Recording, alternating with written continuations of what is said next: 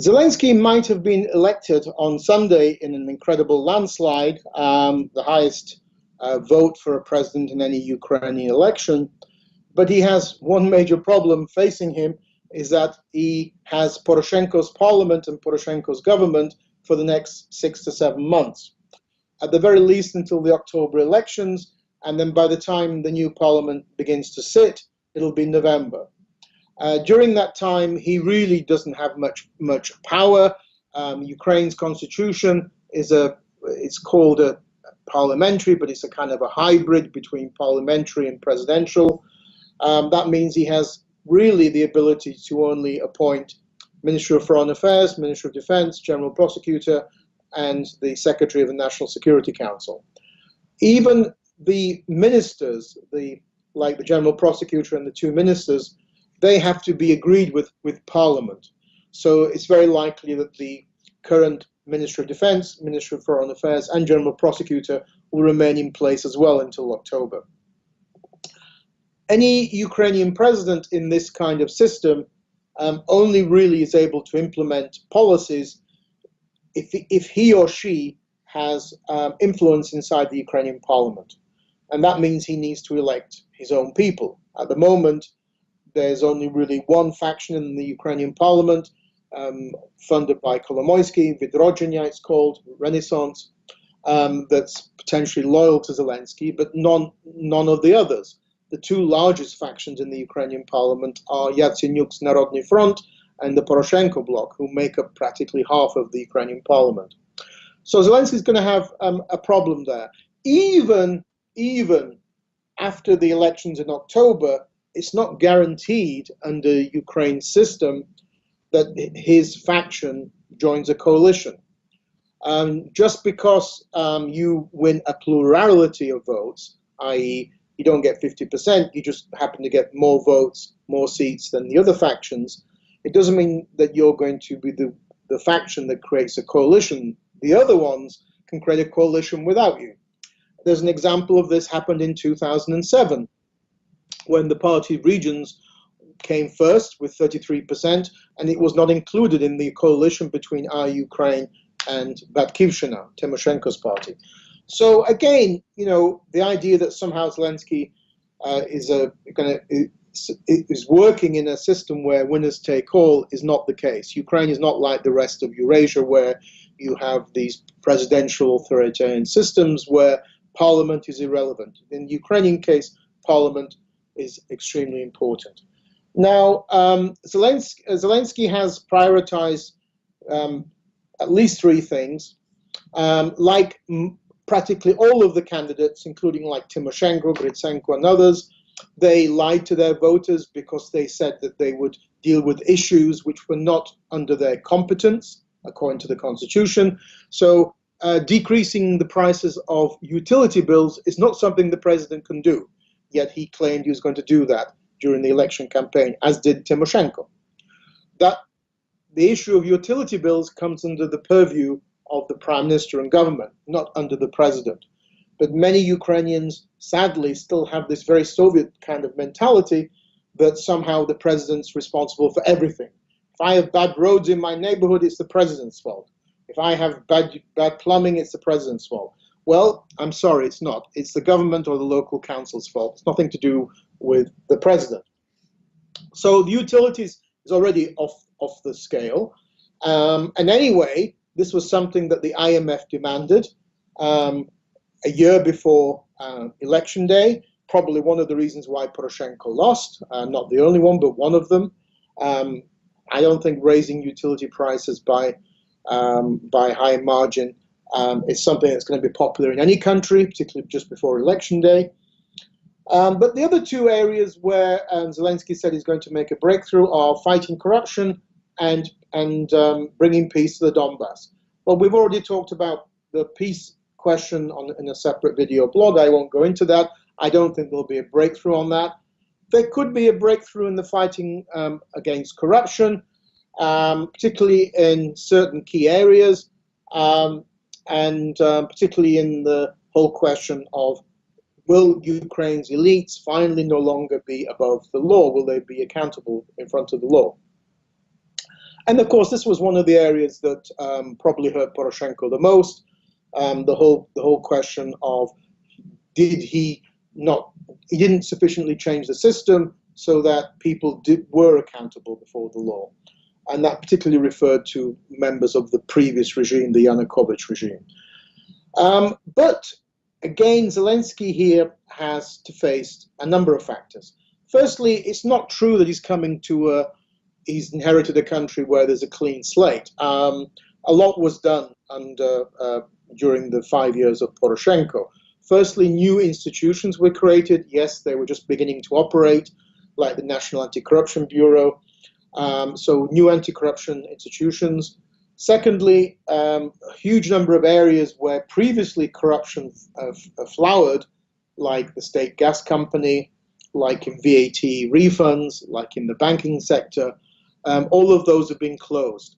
And of course, one of the biggest areas was stealing from government contracts, from insider deals, getting government contracts. That whole Euro 12 football championship was one big, as it were, theft of government money to build those stadiums. Ukraine built the most expensive stadiums in Europe during 2012, far more expensive than ones you would see in Germany or France. But this is where Zelensky is going to face a real difficulty. Why? Firstly, he's the first Ukrainian president that has on his lap, as it were, the anti-corruption court. This was just voted in the summer of last year.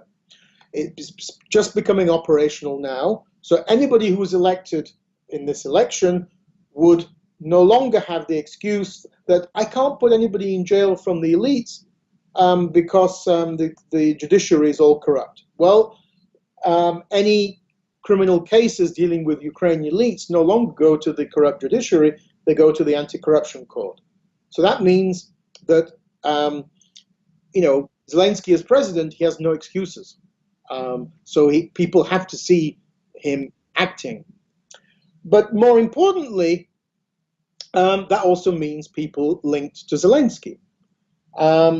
What kind of signal is it going to send if Ihor Kolomoysky returns to Ukraine and gets back everything that was taken from him? I mean, there were actions taken against oligarchs under Poroshenko. The one thing that the Western press completely ignored in this election was that Ukrainian oligarchs, 90% of them, were hostile to Poroshenko. It was completely ignored in this election. The two of the biggest TV channels, 1+1 and Inter, owned by Kolomoysky and the gas lobby, Firtash & Co., hurled abuse at Poroshenko for the last 3 or 4 years. Zelensky's servant of the people began showing on 1+1 in October of 2015, just 6 months after Kolomoysky was sacked as Dnipropetrovsk governor. So this was Kolomoysky's kind of revenge. Now, if that's the case, then some of those oligarchs are going to be wondering that, wow, well, we've got Zelensky in power. Now it's our chance to get back some of what we've lost under Poroshenko. And in particular here, of course, the big question mark is Kolomoysky, because nobody knows, but everybody's been asking Zelensky. Poroshenko raised it during the debate about his links, about what he owes Kolomoysky.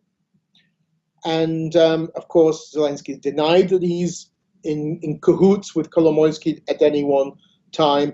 I kind of find that difficult to imagine because there's no such thing as a free lunch with these kind of people.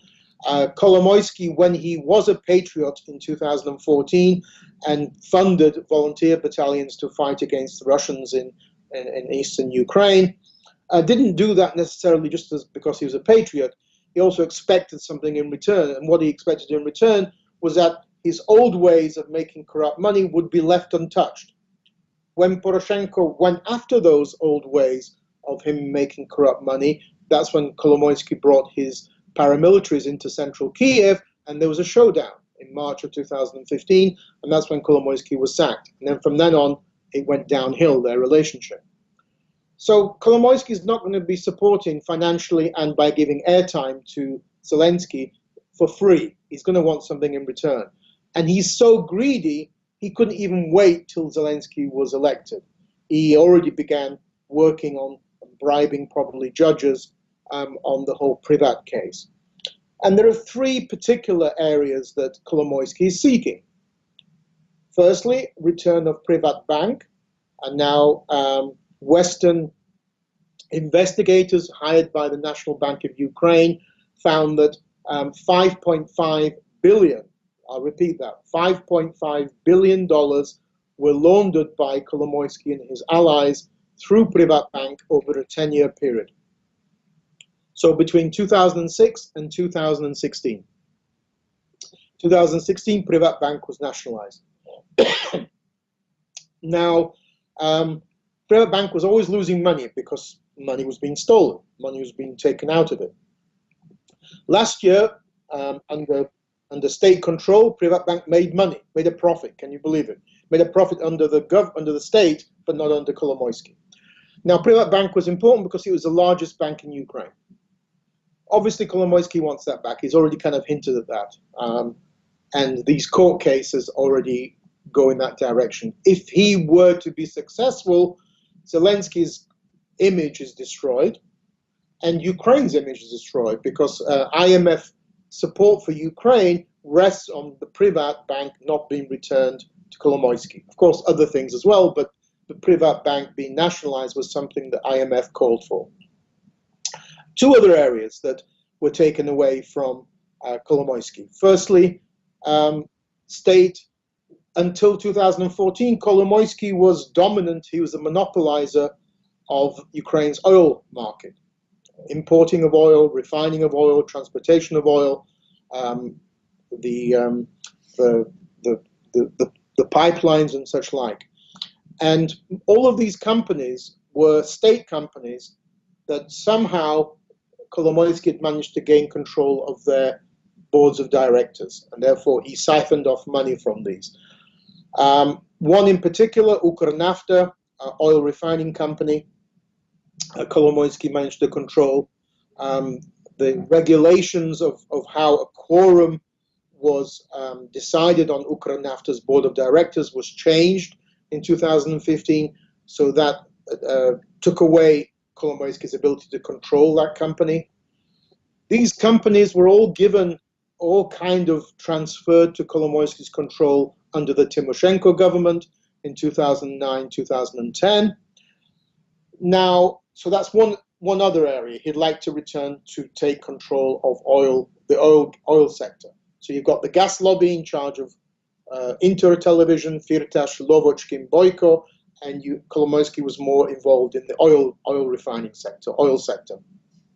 Third one was Kolomoysky owned the airline Ukraine International Airlines, which he deliberately bankrupted as a means that he wouldn't have to pay out money because he lost a lot of money to banks. So he did, rather than pay this money back to the banks, he deliberately bankrupted the company. He wants Ukraine International Airlines to come back, but as a monopoly carrier again. The reason why it went really belly up, the airline, was because many discount airlines, particularly from Europe, were starting to move into Ukraine. And in this year, again, one of the pluses of the Poroshenko era is that Ukraine is going to have a massive influx of European discount airlines. There are many of them. Sorry, guys, in Canada, you don't have these in your country. But in Europe, there are many of these. They're coming in. easyJet, RyanAir, Wizz Air. There's a load of other ones which I don't even know the names of, which are German, Italian, French. Why are they important?